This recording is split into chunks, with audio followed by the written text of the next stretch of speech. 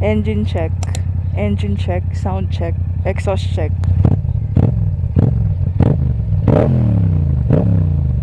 Helmet check. Samahan niyo ako para mag-ride today kahit pa iba-iba yung panahon. Kasi pagkaalis ko sa bahay, naabutan na ako ng ulan. Buti na lang umabot pa ako sa meeting place namin, which is sa KM23. Nagpagas lang ako saglit, tapos afternoon ay hinintay ko lang yung mga kasama ko. And medyo nagpatilya na rin ako ulit para sabak na ulit kami sa daan. So it was raining, so I wasn't able to film. And now we're here in Lakeshore, Pampanga. Because nagtanggal na kami ng raincoat. So mag-change na kami ng route kasi nauubos na kami.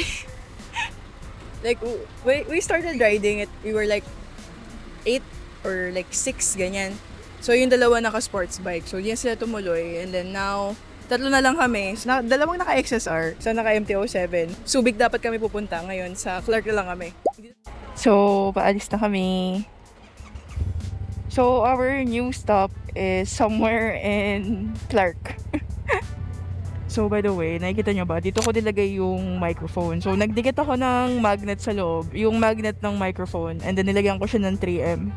Tapos pagkalagay ko nun, kasi yung cardo may wire, doon ko kinlip para mas ano siya, mas secure. Tignan nyo yung bago kong watch. I bought it mainly for riding. So our riding gear for today is I'm using gloves from 5, the HJC V10 equipped with Cardo Edge, my favorite jacket from Speedy, which is I think the Supernet, and then I'm using the Kriga belt bag, and I'm wearing grit, and then di mo makikita but I'm wearing my CD na riding boots. Yay! Okay, let's go.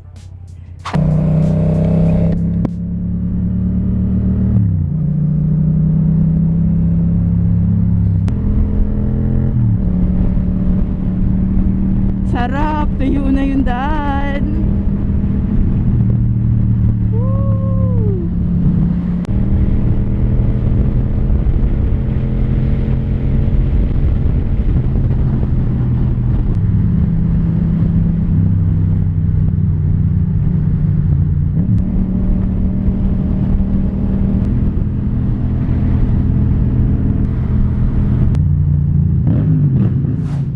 We've arrived.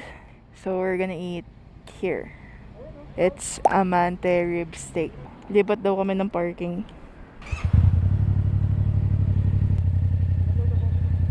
Andito kami under the tree. Kasi 11 pa daw sila magbubukas. So we have to wait. Sa wakas, nakakain na rin kami, and after nito, mag-ride na ulit kami pabalik. Bye!